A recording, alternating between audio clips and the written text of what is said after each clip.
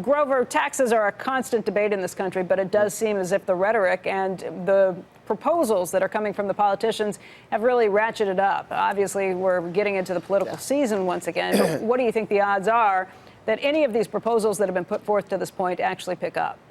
Well, zero in the next 2 years. We have a Republican Senate that isn't going to raise the corporate income tax, which is one of the things the Democrats are talking about. They've made it clear that 21 is not going to go up. And that there's a lot more tax reform, tax reduction we can do. But the Democrats would have to seize control of the House, the Senate, and the presidency to raise taxes. The only times taxes have been raised in this country, going back to Clinton, were the 2 years when Clinton had a completely Democratic Congress, and they all got thrown out, the House and the Senate. And then, 16 years later, the 2 years when Obama had complete control, they raised taxes, and the House got thrown out, and the Senate almost got thrown out. So it's odd that the Democrats are ahead of time talking about tax increases, because they could end up losing the 2020 election, not because they raised taxes, but because they threatened to so often. Jared, do you think that's the case, or is there a different sentiment in the country today? I think there's a different sentiment, particularly as regards taxing the extreme wealth concentration at the top of the scale. But first, just a fact check. In fact, under Ronald Reagan, conservatives like Larry Kudlow like to make this point. Actually, taxes went up about 11 times, so it's not just Democrats. Grover's wrong about that. But no, look, when it comes to the kinds of taxes that Democrats are talking about right now, they typically poll extremely well, in part because they're very narrowly targeted, and they're targeted at simultaneously solving two big problems. One is the vast extent of wealth concentration that is as bad as it's ever been since the late 1920s, and I hope we can all agree that that ended badly. And secondly, the extent of government debt. And just like you heard the commentators saying earlier, these ideas raise significant revenue, so they push back both on our government indebtedness and our unacceptable high levels of wealth concentration. Hey, Grover, that's a good point. Nobody likes paying higher taxes, but I'm not sure that people mind all that much when it's taking somebody else's money, when they feel like it's never going to affect or touch them.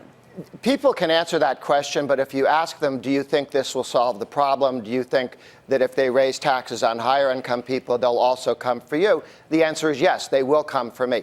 That's how we defeated the tax increases, many that Obama was pushing, because people said, sure, he talks about taxing the rich, but we know that people tell the pollsters that they'll come for us. Remember, the income tax was only supposed to be about a 7% rate on people who made more than $1 million a year in today's dollars back in 1913.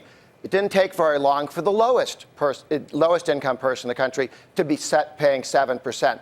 So what the left always does is they have a trickle-down taxation. They bring in a tax on rich people, income tax. Only a few people will pay it. And they say the same thing about the tax on wealth or the 70% or 90% rate, and then they drive those rates down. The difference between the United States and Denmark and the United States and Sweden is not how they tax rich people. It's the very heavy taxes, much higher marginal tax rates on middle-income people, and the 20% value-added tax, the sales tax, hitting middle-income people. They say, ooh, look, we're going to tax rich people, and then Denmark and Sweden go right at the middle class, which is, of course, what also happens in various states and in across the world. Grover, let me ask you a question. We were talking about some loopholes during commercial break around the estate tax. Basic things, it seemed like the lowest hanging fruit around.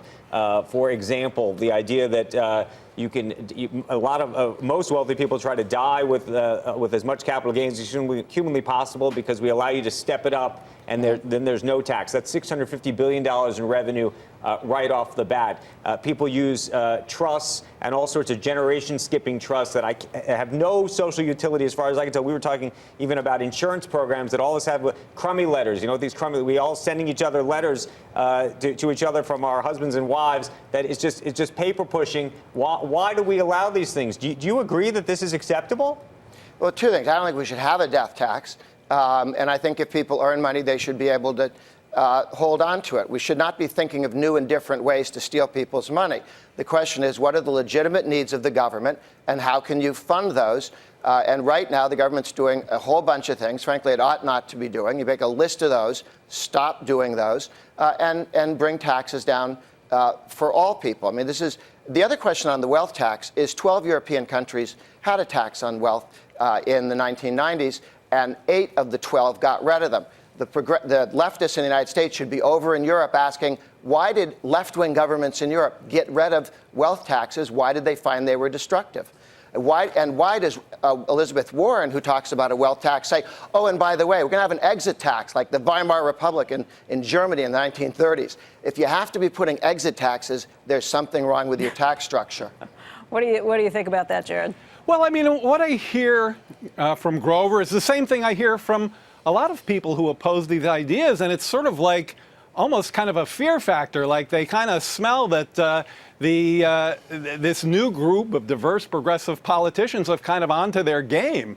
And so they're throwing out lots of names about Europe and the Weimar Republic. In fact, we have a long Rhodesia. history. We have a long Rhodesia. We have a long history of a much more progressive tax system, precisely for, by the way, the very reason that Grover got down to, which is that most Americans, and I think Grover's unrepresentative in this regard, actually want to robustly fund Social Security, Medicare, and even pushing back on climate change. And we're not going to do that without raising more revenues, and the correct place to start that revenue project is at the very top of the scale, which you heard, by the way, from no less than Bill Gates, who's a very wealthy person himself. He pointed out that the effective tax rate for those at the top of the scale is around 20-25%.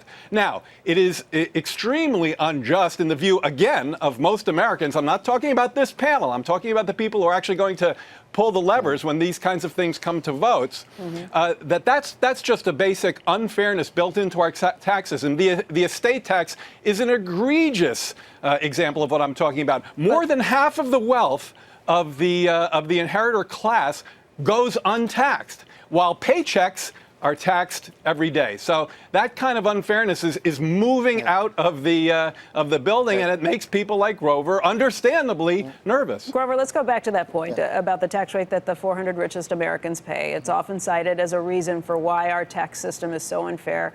20% or a little more of that in terms of what those 400 Americans are paying. It's because most of their wealth is not coming from ordinary income. Most of it is taxed at capital gains levels.